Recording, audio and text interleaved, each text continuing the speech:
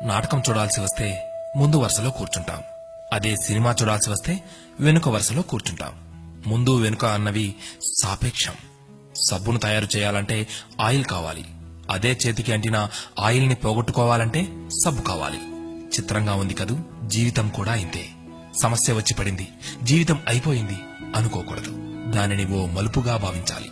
ఈ ప్రపంచంలో ఇద్దరు ఆనందిస్తారు. ఒకరు పిచ్చివాళ్లు, మరొకరు చిన్నపిల్లలు.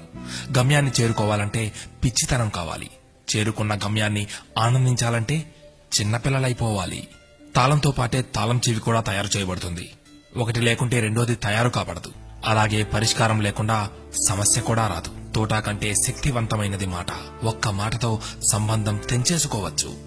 ఒకే మాటతో లేని బంధాన్ని పెంచేసుకోవచ్చు కూడా. మనిషి సమాజంలో సూదిలా బ్రతకాలి కాని కత్తెరలా కాదు. సూది పని ఎప్పుడు జోడించడం మాత్రమే, కత్తెర పని ఎప్పుడు విడదీయడమే. అందరినీ కలుపుకుంటూ బ్రతకాలే గాని కత్తెరలా విడదీస్తూ కాదు. నిజాన్ని మార్చే శక్తి ఈ ప్రపంచంలో ఎవ్వరికీ లేదు.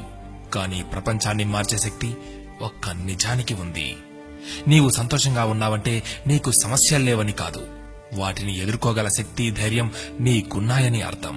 స్నేహితుడిని నీ దుఃఖ సమయంలోనూ, యోధుడిని యుద్ధంలోనూ, భార్యను పేదరికంలోనూ, గొప్ప వ్యక్తిని అతని వినయంలోనూ పరీక్షించాలి. చేసిన తప్పుకు క్షమాపణ అడిగిన వాడు ధైర్యవంతుడు. ఎదుటి వారి తప్పును క్షమించగలిగిన వాడు బలవంతుడు.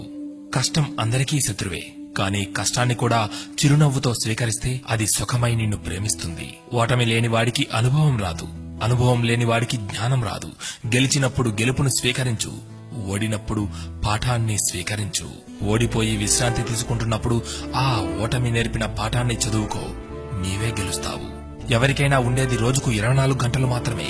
గెలిచేవాడు ఆ 24 గంటలు కష్టపడుతుంటాడు. ఓడేవాడు ఆ 24 గంటలు ఎలా కష్టపడాలా అని ఆలోచిస్తుంటాడు. అంతే తేడా. గెలవాలన్న తపన, గెలవగలను అన్న నమ్మకం, నిరంతర సాధన, ఈ మూడే నిన్ను గెలుపుకు దగ్గర చేసే సాధనాలు. నేను గెలవటంలో ఓడిపోవచ్చు, కానీ ప్రయత్నించడంలో గెలుస్తున్నాను.